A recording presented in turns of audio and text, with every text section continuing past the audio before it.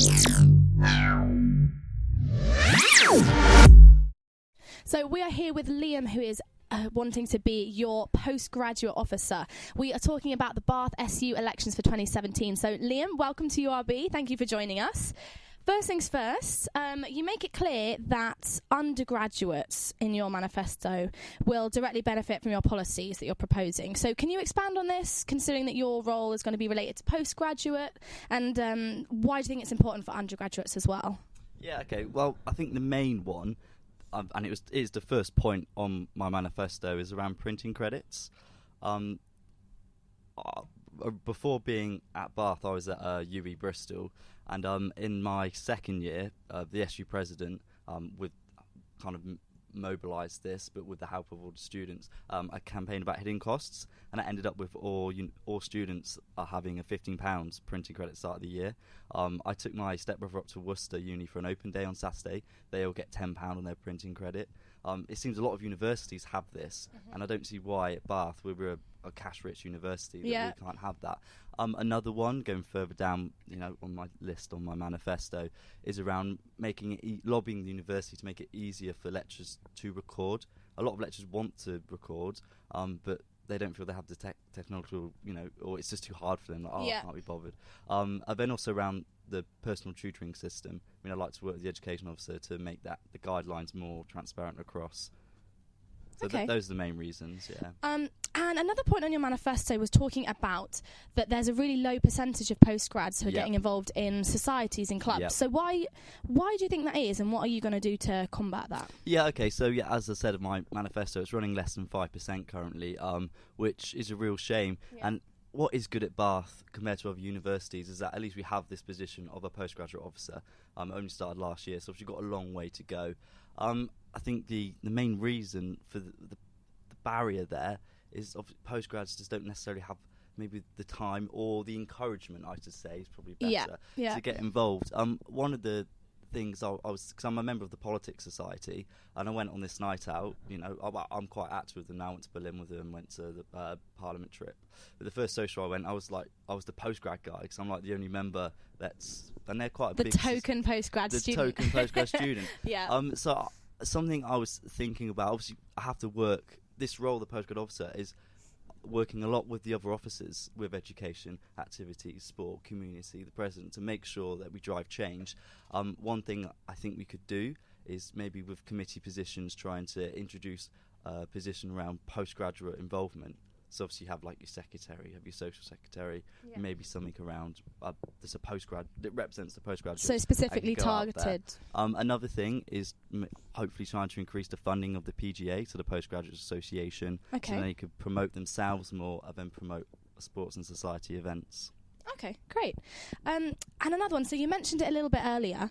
You were talking about recording lectures and increasing the standard of feedback for students that they're given from their lecturers. Yes. So why is this such a key part of your manifesto, and how are you planning on implementing that? Okay, well, so we start with the recording of lectures. It's a key for me, and this is predominantly more the postgrad, that 60% of postgraduate students are part-time students, 40% are full-time students. A lot of these the massive majority of these part-time postgrad students are working. They can't always make their lectures. So that's why it's important. And obviously, it benefits everything I want to do at the postgrad level, has a knock-on effect for the undergrads. That is the main one, that and the printing credits. Obviously, if we can make it easier, so what am I going to do with the university? Well, we need to communicate with the university to make this aware, because I'm not sure if they're fully aware of what it's like for postgraduate, and again, going back, the whole postgrad nature, getting them more involved. For me, I think there obviously is a minority of lecturers that don't want to record, and obviously I want to focus on them, but wouldn't it make sense to focus on the other section that do want to record, but maybe have difficulties in doing that? Yeah. It might not even be a visual recording, it might just be an audio recording. There's something more we can do than there's currently. Yeah, okay, great. And sorry, you said about the marking. So increasing standard of feedback for students as well. Yeah, so what are you planning on that? It's something I've noticed at the postgraduate level. Obviously, I wasn't a student here for undergraduate level. Obviously we want a good standard of feedback, but actually getting some feedback on time would be really great. What I want to do around that, the postgraduate the position sits on 15 different committees in the university. So it's just bringing home the point. It might be doing an event or trying to get some campaigns set up where we actually see this as a problem, like the printing credits as a problem, as a heading course cost. Why are we paying out for printing when the fees for new students are going up to £9,250 for the undergrads, and also the postgrad fees have jumped massively from this year for the next incoming year. So yeah, it's just getting the voice out there. And being that person who can bring that forward and really push that's it. the plan. Okay, great. So one final question. Yep. A very, very important one. How would you fit an elephant into a fridge? Ooh. Yeah. Takes a lot of thinking. An elephant. This might not be a question that you've considered before. Okay. So you haven't defined what sort of elephant we're talking about, have you? Oh, okay. Let's go for a full size. We're going for a full size elephant. We're going full size. So I was going to say I'll just buy a little, like a teddy version, essentially. So kind of getting around the. Oh. So I don't know how big an elephant is when they're born. Yeah. I reckon we could get one of them in the fridge. Or we haven't defined how big the fridge is. Let's go for an average American style fridge freezer, okay? And we've got a full size elephant. It's a hard task, but how are you going to do it? What tools are you going to use?